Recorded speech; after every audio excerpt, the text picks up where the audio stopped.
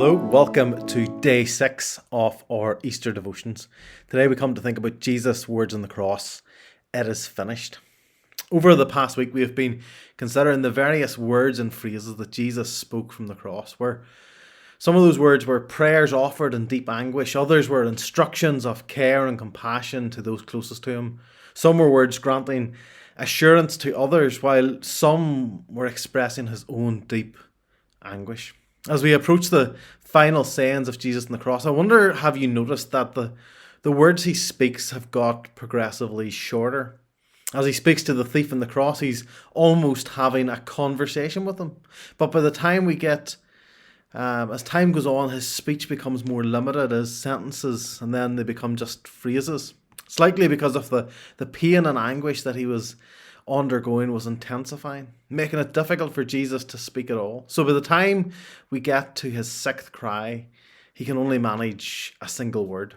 As I said, today we're thinking about Jesus' cry of "It is finished." But in the original language, this was just one word, tetelestai. Whenever we say that something is finished, the tone of our voice and our body language is really important, because the phrase can mean different things at different times, can't it? We got a TV as a wedding present 11 years ago, and it has been a good and a faithful servant to our family. But just before Christmas, we noticed that TV programmes were beginning to have a strange purple glow. At first, we thought it was just an odd special effect in the movie we were watching, but it soon became clear that our TV that had served us so well was finished. It was done. It was obsolete. It just wasn't going to work anymore. And that's one way we can think of something being finished, being done, or being obsolete.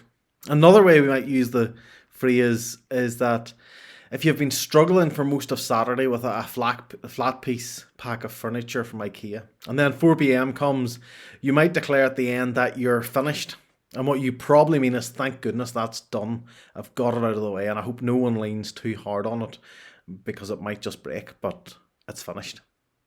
Neither of those ideas get to the heart of what is expressed in the term tetelestai. Jesus on the cross cries tetelestai. It's, in the words of one writer, a typical craftsman's word. When a project has been completed, and with an appropriate sense of achievement, he steps back and surveys his work and exclaims, "It's finished." Jesus himself may well have often used the same expression or a similar expression as a craftsman in Nazareth. As he finished making a plough or a bedside table, he may have looked back and with pride said, "It's finished. It's done." Do you know that feeling of standing back and looking at a job well done? It's a sense of satisfaction.